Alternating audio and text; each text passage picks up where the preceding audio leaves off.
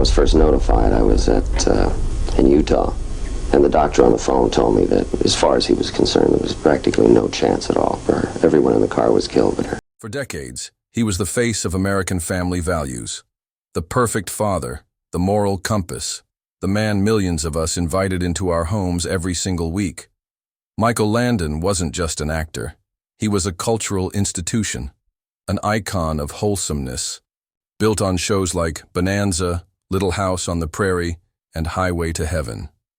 His characters, Little Joe Cartwright, Charles Ingalls, Jonathan Smith, weren't just roles he played. They felt like extensions of a public persona that represented the very best of the human spirit: kindness, integrity, and an unwavering love for family. He was the father everyone wished they had, the friend everyone wanted, and the angel everyone hoped was watching over them. But behind that warm smile and the televised lessons of love and forgiveness, a dark and complicated truth was hiding.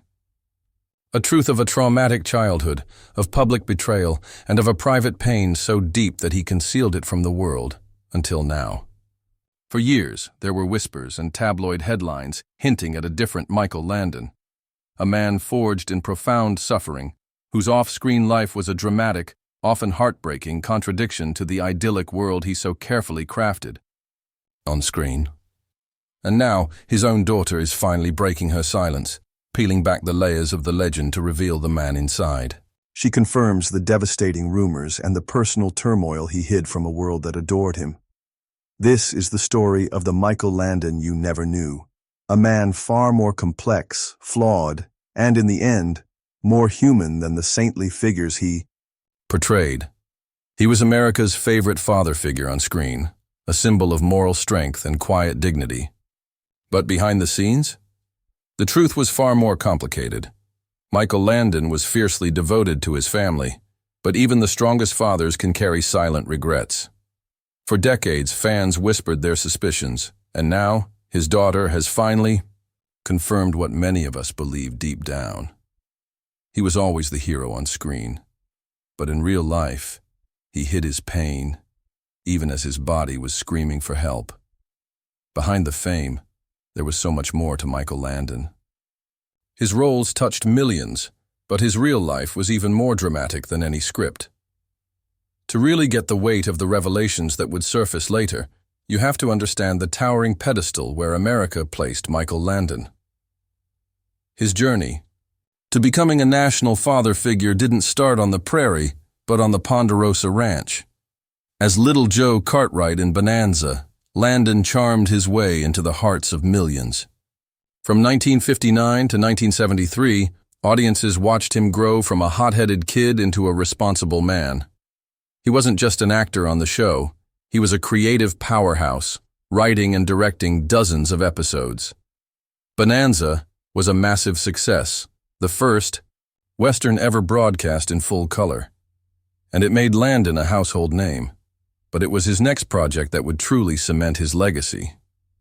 In 1974, Little House on the Prairie premiered, and with it came Charles "Pa" Ingalls. This wasn't just a role for Landon, it was a mission. He was the executive producer, a frequent writer, and the director for most of the episodes.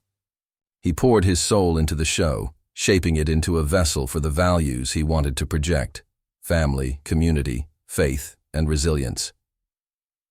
Pa Ingalls was the epitome of the perfect father. He was strong but gentle, firm but fair. He taught his kids lessons with wisdom and compassion, not anger. He was the steady hand guiding his family through every hardship with love and an unbreakable moral code. For a whole generation of viewers, Charles Ingalls and Michael Landon became one and the same. The line between the character and the man just vanished. People didn't just admire Pa Ingalls, they trusted Michael Landon. And this image was carefully polished. In the 1970s, he and his then-wife, Lynn No, appeared in a series of wholesome TV ads for Kodak, showcasing their beautiful blended family. They looked perfect, and America believed they were. The connection Landon had with his audience was profound, because his work felt authentic. In many ways, it was. Landon drew from a deep well of emotion, but the source of that emotion was something he kept hidden. After Little House ended, he continued this theme with Highway to Heaven, where he played Jonathan Smith, a probationary angel sent to Earth to help people. Once again, he was the writer, director, and star, and the show became another huge hit. He was literally playing an angel on television, a righteous guide who embodied hope and redemption. The public saw a man who seemed to have a direct line to goodness, who dedicated his career to creating TV that was more than entertainment. It was aspirational. It was a vision of a kinder world, all curated by the man everyone saw as America's dad. This carefully built image of wholesome perfection is what made the later revelations so jarring and so utterly heartbreaking. The man who taught millions how to be a good father was himself the product of a childhood that was the stuff of nightmares. Behind the polished image of the beloved TV star was a man profoundly shaped and scarred by a childhood that was anything but idyllic. The warmth and stability he projected on screen were a direct reaction to the chaos and pain that defined his early years. Michael Landon wasn't born Michael Landon. He was born Eugene Maurice Orowitz on Halloween of 1936 in Queens, New York. His home life was a battlefield. His father, Eli, was a Jewish-American actor, and his mother, Peggy, was an Irish Catholic dancer. This religious divide was a constant source of tension. In 1941, the family moved to Collingswood, New Jersey, where young Eugene's suffering only got worse. He faced relentless bullying and vicious anti-Semitism from his classmates. This torment left deep emotional wounds, turning him into a solitary, angry kid who found escape in his own imagination. But the cruelty outside his home was nothing compared to the terror within it. His mother, Peggy, suffered from severe mental health issues. Landon would later describe her in interviews as a stabber, a kicker, and a wacko. He shared harrowing stories of her unpredictable rage, saying, "My mother would sit on the sofa in her nightgown, holding a Bible, asking God to kill me." This wasn't a one-time thing. It was the terrifying backdrop of his childhood. Even more terrifying were her repeated theatrical suicide attempts. Landon spoke of these moments with a chilling clarity. "I'm this little boy, and I'd walk into the kitchen and find her with her. Head in the oven and gas turned on," he recalled in his final interview with Life magazine. He noted, though, that she always seemed to leave a window open, suggesting it was more a desperate cry for help. But for a small child, that distinction is meaningless. The horror was real. The most scarring moment happened during a family beach vacation. His mother walked into the ocean crying out, "I'm going, my son."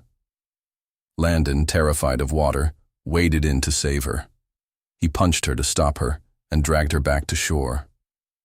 He later said that soon after, she acted as if nothing had happened, and he threw up. He called it the worst experience of his life. The constant stress led to chronic bedwetting, a source of deep shame that his mother made worse by hanging the wet sheets outside his window for the whole neighborhood to see. This childhood, steeped in fear and instability, forged Michael Landon.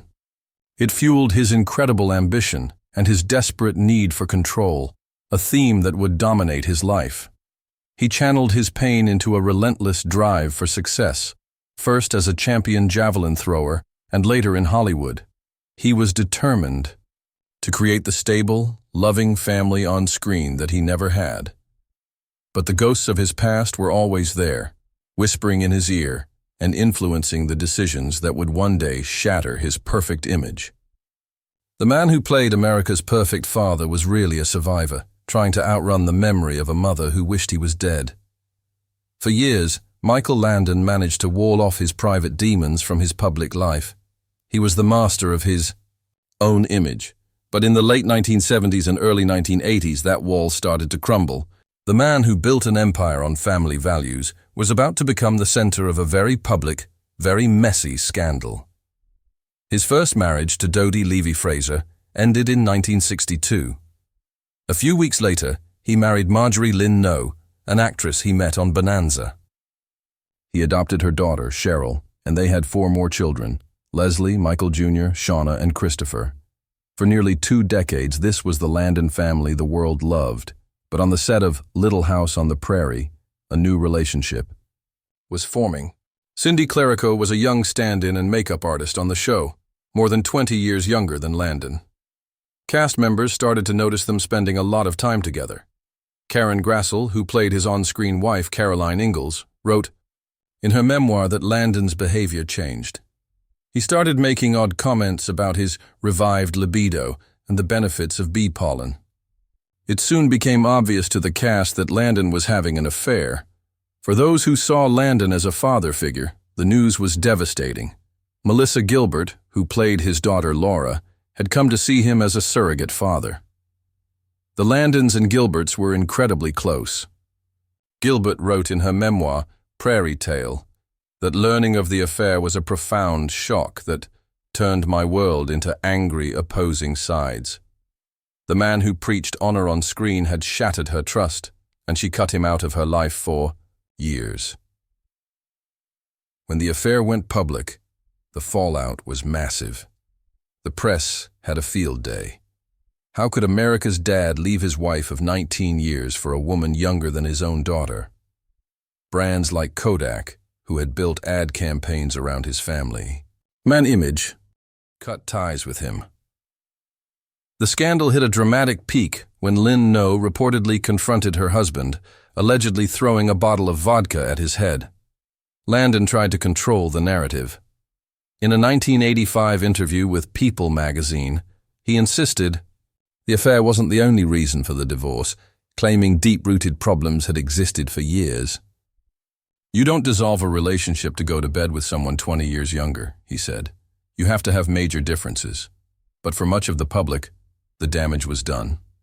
Landon married Cindy Clerico on Valentine's Day in 1983, and they went on to have 2 children together, bringing his total to 9. To his youngest kids, he was a warm and playful father. But the public betrayal revealed a truth that could no longer be hidden. The man behind the heroic personas was deeply flawed, driven by impulses that stood in stark contrast to the wholesome world he had so meticulously created. For decades after Michael Landon's death, the story was defined by his public image and the scandals. But as time went on, his children, particularly his daughters Cheryl and Leslie, began to open up, offering a more intimate and confirming portrait of the man they called Dad. Cheryl Landon Wilson, his eldest daughter from his marriage to Lynn No, gave one of the first glimpses behind the curtain in her 1992 memoir, I Promised My Dad. The book came from a promise she made to him on his deathbed, to honor his name. For Cheryl, that meant telling the whole truth. She paints a picture of a man who was both a devoted father and a source of disappointment. She credits him with saving her life after a horrific car accident in 1973 and later helping her overcome an addiction to painkillers.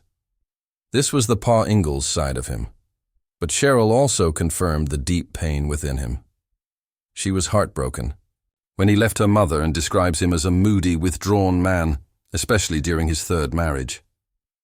Her book confirms the duality of Michael Landon, a man of immense love and support, but also one who could deeply wound those he loved most.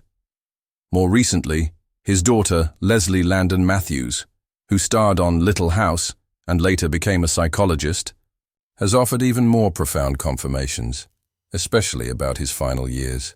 Leslie spoke candidly about a painful truth, her father's stubborn avoidance of his own health. The one thing that I know was part of my dad's personality was his stubbornness, Leslie told Fox News.